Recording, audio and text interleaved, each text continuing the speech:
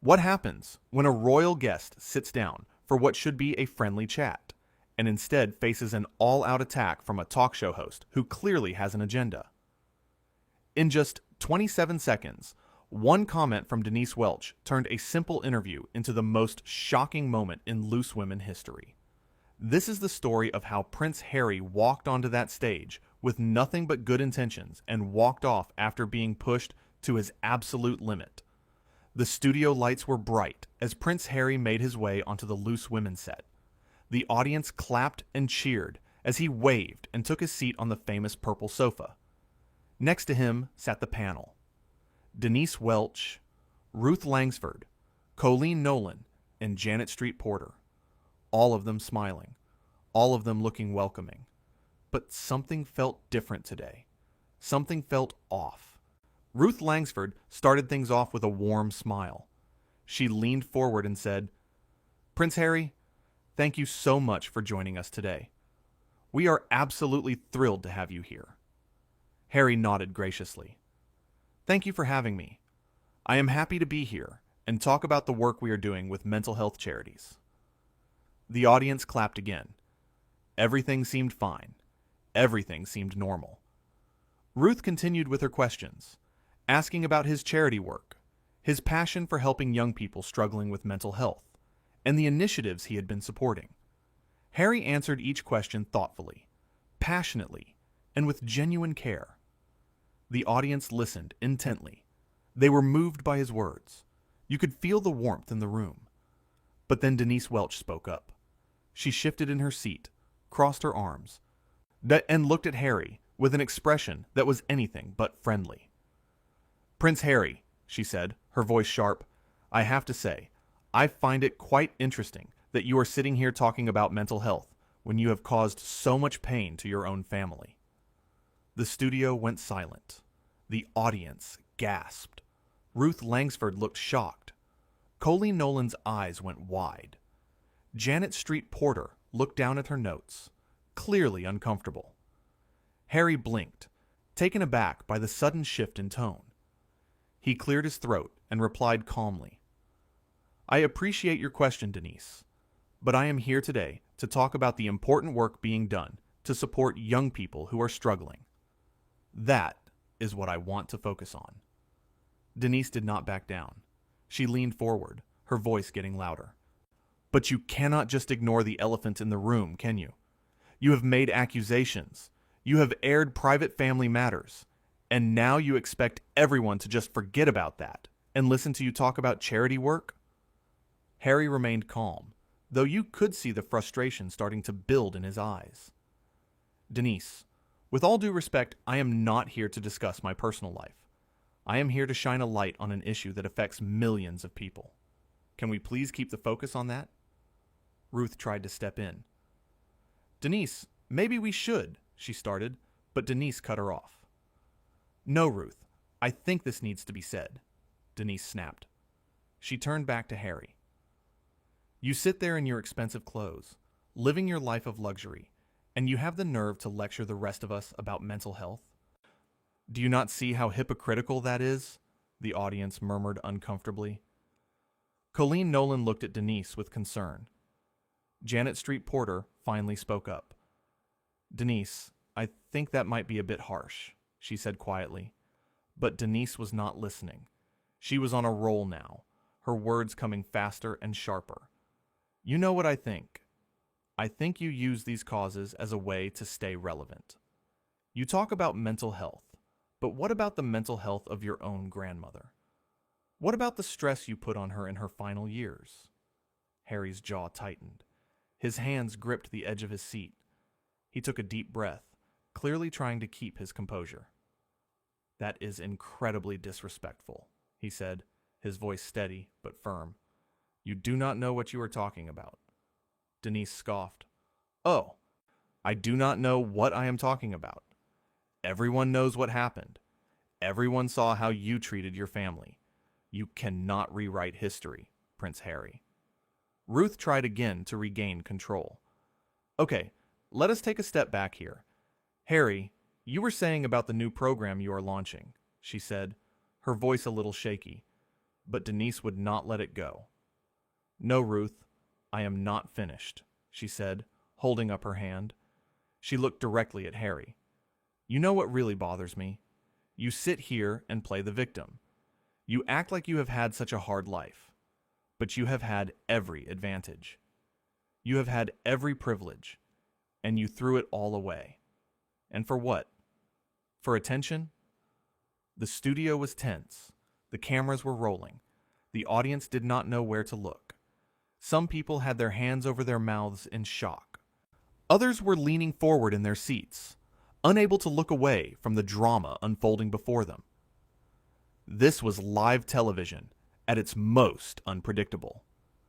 This was the kind of moment that would be replayed for years to come. And everyone in that room knew it. Colleen Nolan finally spoke up, her voice gentle but firm. "Denise, I really think we need to move on from this. This is not productive. This is not fair to anyone." Denise turned to Colleen, her eyes flashing with indignation. "Why? Because he is a prince? Because we are supposed to bow down and not ask him the tough questions? Is that what you are saying, Colleen? That we should just let him sit here and spout his talking points without any pushback?" "No," Colleen replied, shaking her head. "That is not what I am saying at all. There is a difference between asking tough questions and being cruel. There is a difference between holding someone accountable and attacking them personally. And right now, Denise, you are doing the latter. He is a guest on our show, and we invited him here to talk about something important. Something that could help people. This is not fair to him, and it is not fair to the people watching at home who wanted to hear about mental health." The audience murmured in agreement. You could feel the tide turning in the room. What had started as ambiguous, with some people perhaps agreeing with Denise's confrontational approach, had now shifted completely. The audience was firmly on Harry's side. They could see that this was not journalism. This was not accountability. This was just meanness for the sake of it. Harry looked at Colleen and gave her a small nod of appreciation. Then he turned back to Denise. "I came here in good faith," he said, his voice calm, but you could hear the emotion underneath. "I came here to talk about an issue that I care deeply about. An issue that has affected me personally and affects so many others. But instead of having a conversation, you have chosen to attack me." Denise rolled her eyes. "Attack you? I am asking you questions. If you cannot handle questions, maybe you should not be doing interviews." "There is a difference between asking questions and being disrespectful," Harry said, his voice rising slightly. "You are not asking questions. You are making accusations. You are putting words in my mouth. You are twisting things to fit your narrative." "My narrative?" Denise shot back. "This is not about my narrative. This is about you being held accountable." Harry shook his head. "Accountable for what, exactly? For trying to protect my family? For speaking my truth? For standing up for what I believe in?" Denise leaned back in her chair and crossed her arms again. "Your truth," she said mockingly. "That is convenient, is it not? Your truth. What about everyone else's truth? What about the truth of the people you hurt?" Janet Street Porter spoke up again, louder this time. "Denise, this has gone too far. We need to stop this now." Denise looked at Janet with annoyance. "Oh, come on, Janet. Do not tell me you are buying into this."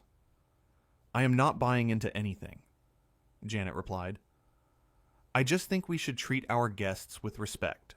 That is all." Denise laughed bitterly. "Respect? He does not deserve respect. Not after what he has done." The tension in the room escalated further. The audience shifted uncomfortably in their seats. Some people whispered to each other. Others just watched in disbelief, unable to believe what they were witnessing unfold live on television. That was the final straw. Harry stood up. The entire panel froze. The audience went completely silent. You could hear a pin drop in that studio. Harry's chest rose and fell as he took a deep breath, collecting himself before speaking.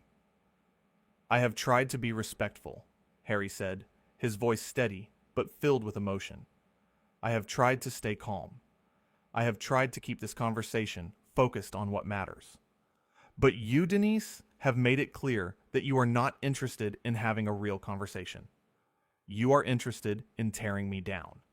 You are interested in making me look bad. And I will not sit here and be disrespected like this. The cameras zoomed in closer. The producers behind the scenes were frantically trying to decide what to do. Cut to commercial.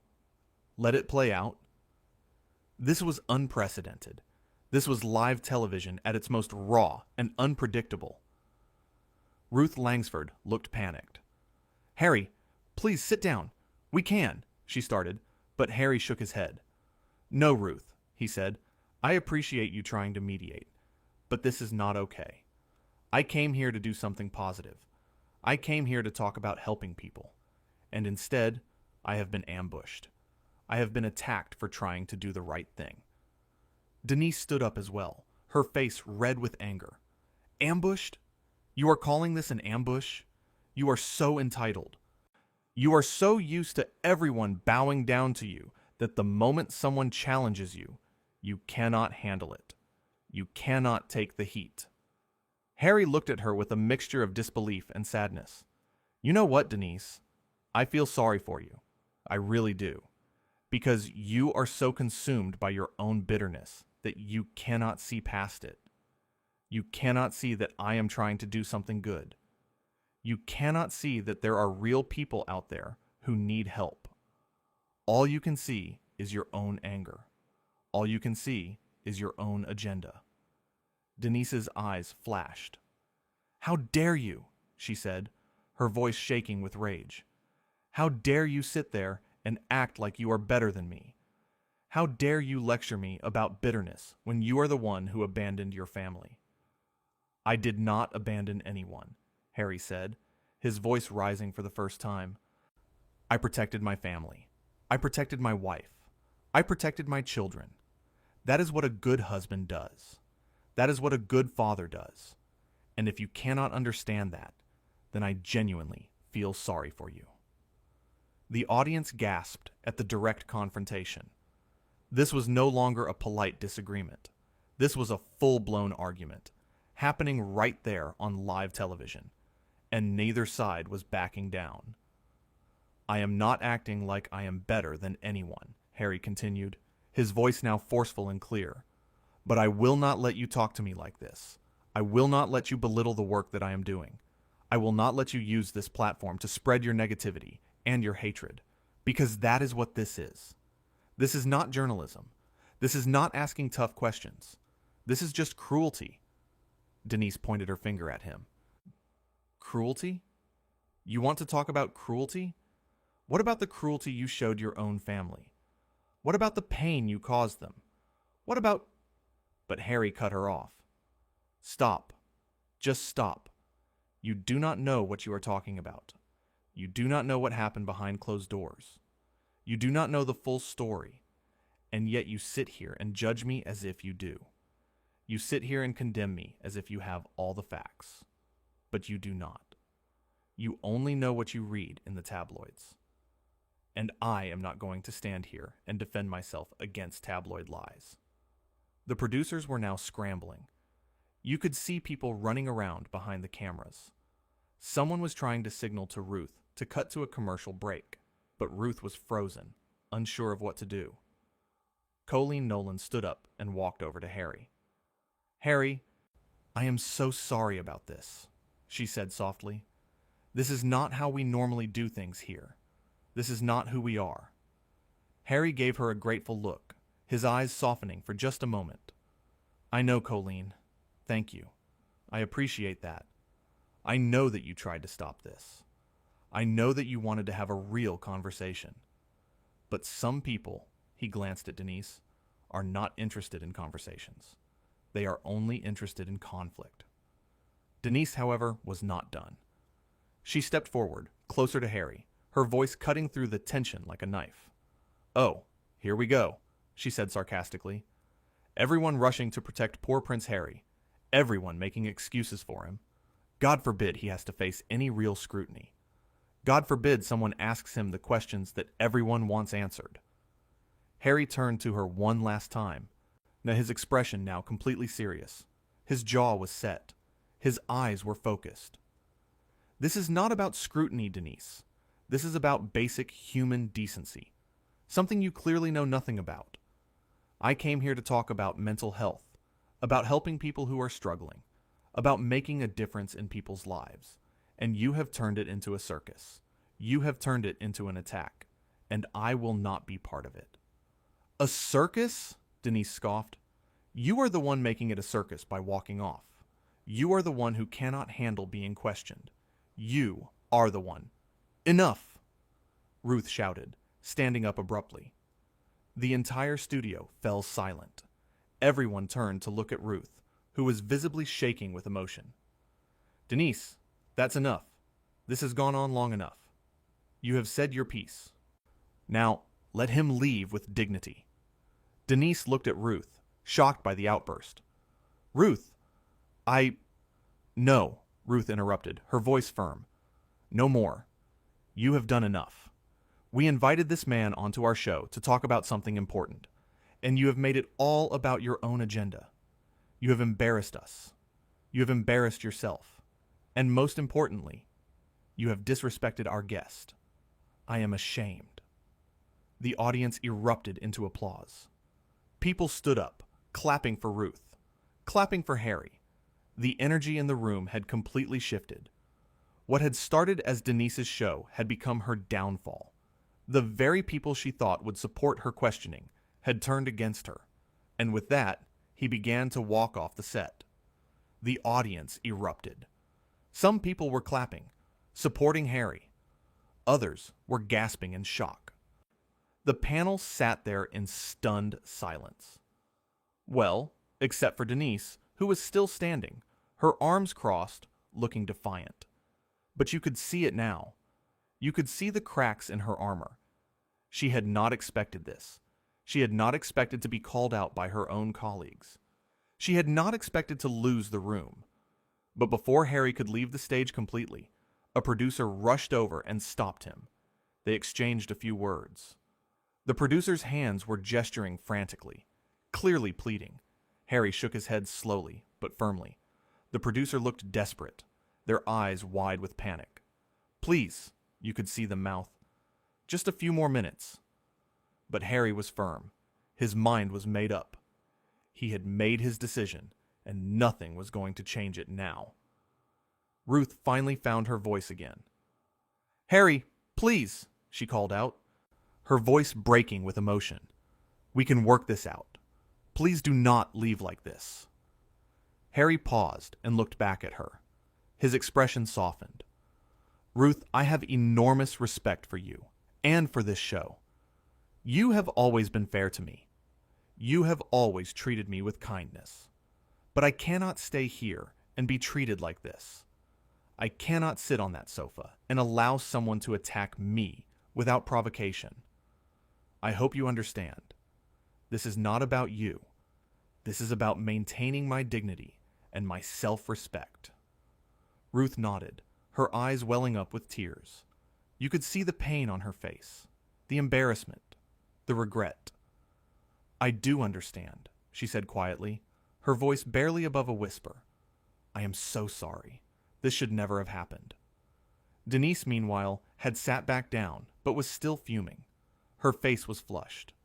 Her hands were clenched into fists. She muttered under her breath, loud enough for the microphones to catch. Good riddance. We do not need him here anyway. Colleen heard her and spun around, her face a mask of anger and disappointment. Denise, that is enough, she said sharply, her voice cutting through the tension. You have done enough damage. Just stop talking. Please, just stop. Denise glared at her, but for once she stayed silent. She crossed her arms tighter and looked away, refusing to meet anyone's eyes. Denise glared at her. Oh, so now you are turning on me too? I am not turning on you, Colleen replied. I am just saying that what you did was wrong. He came here to talk about something important, and you made it about your personal feelings. Janet Street Porter nodded in agreement. Colleen is right. That was completely uncalled for. Denise looked around at her fellow panelists, realizing that she had lost their support. You are all being ridiculous, she said defensively.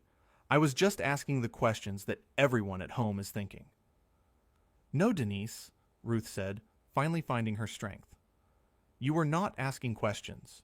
You were attacking him. There is a difference. Meanwhile, Harry had reached the edge of the stage. The producer was still trying to convince him to stay, but Harry gently pushed past him and walked off into the wings. The cameras followed him until he disappeared from view. Back on the set, the atmosphere was thick with tension. Ruth turned to the camera, clearly shaken. We need to take a quick break, she said, her voice trembling. We will be right back. The screen cut to black and then to a commercial, but behind the scenes, chaos had erupted. Producers were yelling, the panel was arguing, and somewhere in the back, Prince Harry was being escorted out of the building. When the show came back from the commercial break, Harry was gone. The sofa where he had been sitting looked empty, cold, a physical reminder of what had just happened. Ruth addressed the audience with a heavy heart, her voice thick with emotion. As you can see, Prince Harry has left the show, she said, and I want to apologize to him and to all of you watching at home. What you just witnessed should not have happened. We invited Prince Harry here to discuss his important work with mental health charities. Work that is genuinely helping people. Work that is saving lives. And instead of giving him the platform to share that message, we allowed the conversation to become something else entirely. And for that, I am truly sorry. Denise sat there silently, her arms still crossed tightly across her chest, her face set in a stubborn expression. She refused to apologize. She refused to acknowledge that she had done anything wrong. In her mind, she had simply asked the questions that needed to be asked. She had held him accountable. But everyone else in that room knew the truth. This had not been about accountability. This had been about ego. About a host who wanted to make a name for herself by taking down a royal. And it had backfired spectacularly. Colleen looked at her with disappointment etched across her face. Janet shook her head slowly, unable to hide her disgust. The audience was divided. Some were angry at Denise for her behavior. A smaller number were angry at Harry for leaving, though they seemed to be in the minority. But most were just shocked by what they had witnessed. Shocked that something like this could happen on live television. Shocked that a host could be so openly hostile to a guest who had come in good faith. Ruth tried to move the show forward, but the energy was gone, completely drained from the room. The remaining segments felt hollow and forced. When they tried to discuss the next topic, their hearts were not in it. The panelists barely spoke to each other. They gave short, clipped answers. There was no banter, no warmth. Just four women sitting on a sofa, trying to get through the rest of the show and pretend that everything was normal. But nothing was normal. Not anymore. And Denise, despite her defiant exterior, looked uncomfortable. She shifted in her seat constantly. She would not make eye contact with the camera. She barely contributed to the remaining discussions. And when she did speak, her voice lacked its usual confidence. She knew she had crossed a line. She knew she had gone too far. But she was too proud to admit it. Too proud to say the words that everyone wanted to hear. I am sorry. As the show drew to a close, Ruth made one final statement. Her hands were clasped together in front of her, her knuckles white from gripping so tightly. I just want to say again that we are sorry for what happened today. Prince Harry came here with the best intentions. He came here to talk about mental health, about helping people who are struggling, about making a real difference in the world. And we let him down. We let all of you down. As a show, we pride ourselves on having respectful conversations, even when we disagree. And today, we failed to live up to that standard. And for that, I am truly, deeply sorry." The camera panned to the other panelists. Colleen nodded in agreement. Janet did the same. But Denise just stared straight ahead, saying nothing. And that was how it ended. Not with resolution, not with understanding, but with a prince walking off a talk show because a host refused to show him even a shred of respect. Denise Welch had come into that interview with an agenda. She had come in ready to attack, and in the end, she got exactly what she wanted. A confrontation, a spectacle, a moment that would be talked about for years to come. But at what cost? Prince Harry had come to talk about mental health. He had come to share his passion for helping others. He had come to make a difference. And instead, he was forced to defend himself against baseless accusations and personal attacks. He had tried to stay calm through it all. He had tried multiple times to redirect the conversation back to the important issues. He had tried to be the bigger person, to rise above the negativity, but there is only so much a person can take. There is only so much disrespect someone can endure before they have to stand up for themselves. When Denise refused to back down, when she continued to push and prod and insult, when she made it clear that she had no interest in a real conversation, Harry made the only choice he could. He walked away. Not because he was weak, not because he could not handle the tough questions, not because he was running from accountability, but because he knew his worth. He knew that he deserved better than to be treated like a punching bag on national television.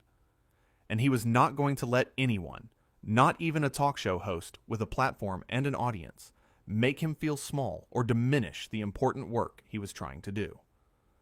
As Harry left the building that day, he held his head high.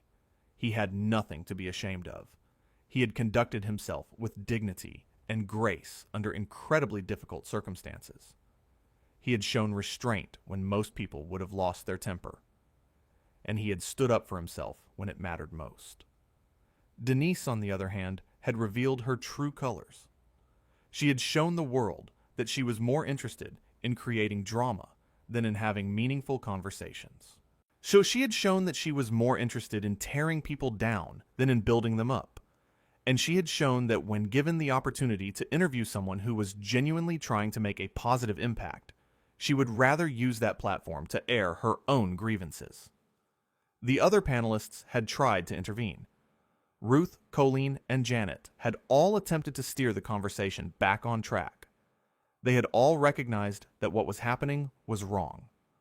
But Denise had been relentless. She had refused to listen. She had refused to back down. And in doing so, she had not only disrespected a guest, but she had also disrespected her colleagues and her audience. The confrontation had started with a simple comment. Just 27 seconds into the interview, Denise had made it clear that this was not going to be a friendly chat. She had come prepared to attack. And from that moment on, the tone was set. Every question she asked was laced with hostility. Every statement she made was designed to provoke. When Harry tried to defend himself, she accused him of being entitled. When he tried to redirect the conversation, she accused him of avoiding accountability. There was no winning with her. She had already made up her mind about who he was and what he represented, and nothing he said or did was going to change that. So when you think back on that day, remember this. Remember that Denise Welch started a fight that she thought she could win, but she did not count on one thing. She did not count on the fact that sometimes the bravest thing you can do is not to fight back, but to walk away. And that is exactly what Prince Harry did. He walked away from the hostility. He walked away from the negativity. And he walked away knowing that he had done nothing wrong.